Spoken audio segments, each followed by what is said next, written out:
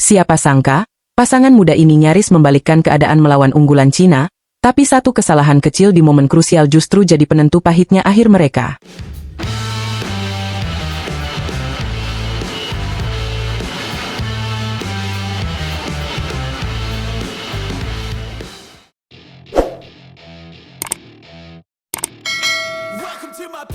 Halo Sobat Catatan Badminton. Kembali lagi di channel yang bakal nemenin kamu ngebahas setiap detik seru dunia bulu tangkis. Hari ini kita bakal ngebedah laga seru namun juga penuh pelajaran dari Singapore Badminton Open 2025.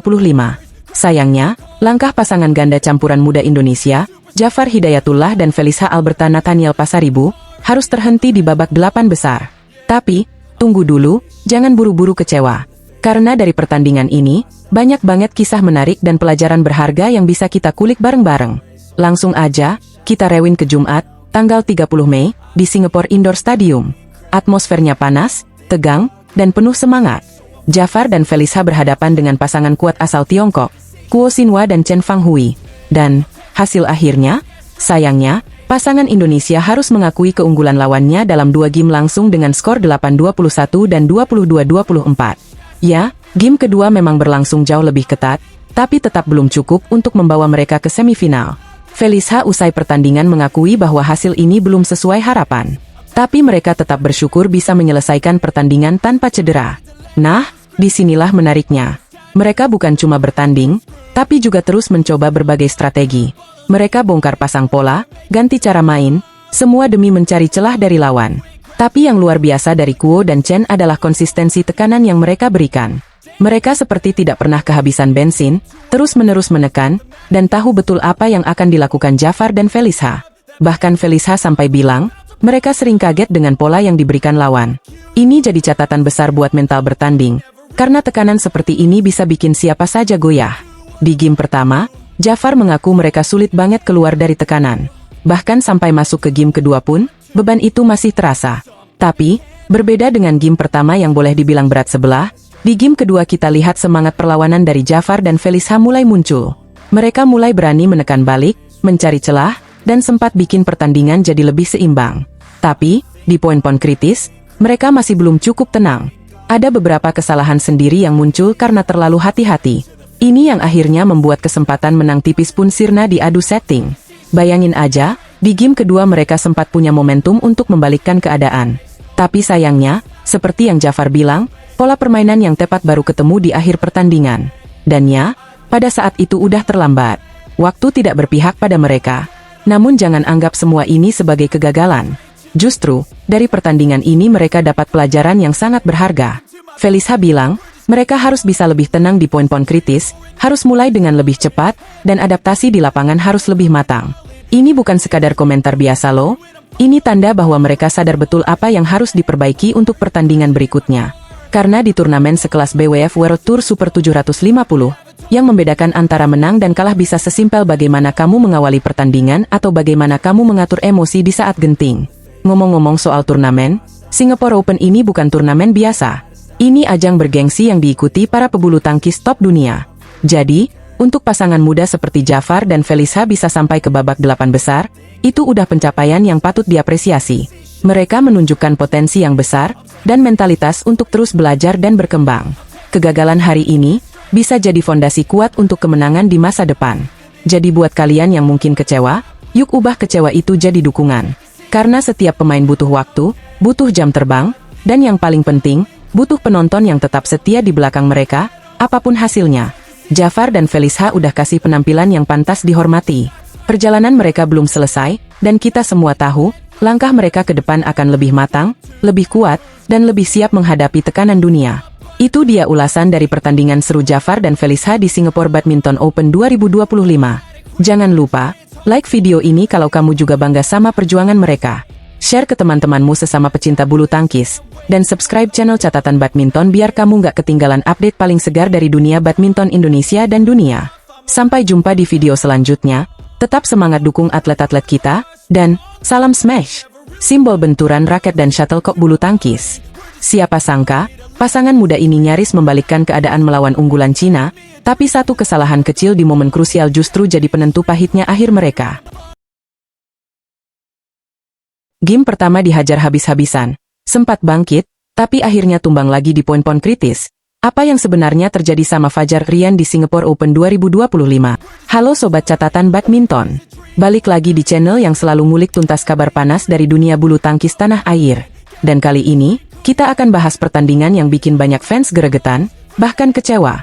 Fajar Alfian dan Muhammad Rian Ardianto, pasangan ganda putra andalan Indonesia, harus mengakui keunggulan wakil Denmark, Kim Astrup dan Anders Kaarup Rasmussen, di perempat final Singapore Badminton Open 2025. Bukan cuma soal kalah, tapi cara mereka kalah benar-benar bikin hati ikut nyesek. Bertanding di Singapore Indoor Stadium pada hari Jumat, tanggal 30 Mei, Fajar dan Rian, unggulan ke-6 di turnamen ini, takluk dalam pertarungan dramatis selama 65 menit. Skornya pun benar-benar menggambarkan betapa sengit dan emosionalnya laga ini. 3-21, 23-21, dan 22-24. Betul, rubber game yang menguras fisik, mental, dan harapan seluruh pendukung merah putih. Langsung setelah pertandingan, Fajar buka suara lewat pernyataan resmi yang disampaikan Humas dan media PBSI. Ia mengatakan, pertama, kami minta maaf untuk seluruh pendukung dan masyarakat Indonesia. Kami sudah berusaha, tapi hasilnya belum sesuai harapan. Sebuah kalimat sederhana, tapi penuh beban. Karena kita tahu, Fajar dan Rian bukan pasangan sembarangan. Mereka punya reputasi, prestasi, dan ekspektasi besar yang terus mengiringi langkah mereka di setiap turnamen. Kalau kamu nonton langsung pertandingan ini, game pertama bisa dibilang bencana. Fajar dan Rian seperti kehilangan arah. Mereka kalah telak dengan skor 3-21. Dan menurut pengakuan mereka sendiri, servis dari pasangan Denmark benar-benar jadi senjata mematikan. Kim Astrup ternyata sangat jeli dalam mengatur arah servis, dan pasangan Indonesia banyak kecolongan dari sana. Alhasil, konsentrasi mereka langsung buyar. Dan yang namanya kehilangan fokus di laga sebesar ini, ya jelas berakibat fatal. Masuk ke game kedua, Fajar dan Rian sempat bangkit. Mereka bahkan sempat unggul cukup jauh. Tapi, seperti kata pepatah, pertandingan belum selesai sampai poin terakhir. Pasangan Denmark membalikkan keadaan, memaksakan setting, dan akhirnya menang dengan pengalaman. Kami akui kami kalah cerdik, ujar Fajar. Kalimat ini penting, karena bulu tangkis bukan cuma soal power dan speed, tapi juga soal otak dan timing. Dan di titik ini, pasangan Denmark unggul. Lanjut ke game ketiga, penonton sempat dibuat harap-harap cemas. Fajar dan Rian berhasil mengejar ketertinggalan dan bahkan sempat unggul. Tapi lagi-lagi, ketika memasuki poin-poin krusial, kesalahan sendiri jadi momok. Servis yang nyangkut di net, pengembalian yang tanggung, dan keputusan ragu-ragu di momen penting, semuanya berujung pada kekalahan. Rian bahkan mengakui bahwa servisnya banyak yang gagal di akhir-akhir pertandingan. Ini jadi catatan penting yang harus segera diperbaiki ke depan. Fajar juga menambahkan bahwa di poin-poin akhir, mereka banyak ragu dalam menyelesaikan game. Dan yang bikin tambah gemas, bola-bola tanggung yang seharusnya bisa dikunci justru berhasil dikembalikan oleh Astrup dan Rasmussen. Kami harus mematangkan lagi cara kill the game-nya, kata Fajar. Artinya, strategi penyelesaian laga masih belum maksimal. Ini jelas jadi PR besar bagi mereka. Kalau kita lihat dari statistik pertemuan, ini bukan kali pertama Fajar, Rian kesulitan melawan pasangan Denmark ini. Dari total 9 kali pertemuan, Astrup Rasmussen sudah menang 6 kali. Itu artinya, ada dominasi psikologis dan taktik yang sedang terjadi. Fajar sendiri mengakui bahwa kombinasi pukulan halus Kim Astrup dan pertahanan solid Anders Rasmussen membuat mereka selalu merasa tidak nyaman. Dan dalam bulu tangkis, rasa tidak nyaman itu bisa jadi senjata paling ampuh untuk membuat lawan gagal total. Singapore Open tahun ini adalah turnamen level Super 750. Dengan total hadiah mencapai 1 juta dolar Amerika atau setara dengan 16,2 miliar rupiah. Jadi, ini bukan ajang main-main. Kekalahan di babak perempat final jelas mengecewakan, bukan hanya bagi atlet, tapi juga untuk seluruh masyarakat Indonesia yang berharap ganda putra bisa menyumbang prestasi.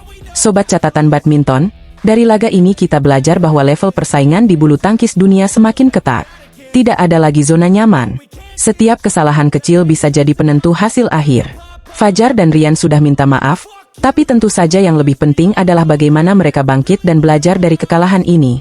Evaluasi servis, penyelesaian akhir, dan konsistensi mental harus jadi fokus ke depan. Kita semua tahu bahwa Fajar dan Rian adalah salah satu ganda terbaik yang dimiliki Indonesia saat ini. Tapi untuk bisa terus bersaing di level atas, tidak cukup hanya dengan semangat. Diperlukan strategi, adaptasi, dan ketenangan di saat tekanan tinggi. Terima kasih sudah menyimak sampai akhir di Catatan Badminton. Kalau kamu juga merasa pertandingan ini penuh drama dan pelajaran, jangan lupa untuk klik like, Tulis pendapatmu di kolom komentar, dan tentu saja subscribe channel ini biar nggak ketinggalan update seru lainnya. Sampai jumpa di video selanjutnya, dan seperti biasa, salam seni.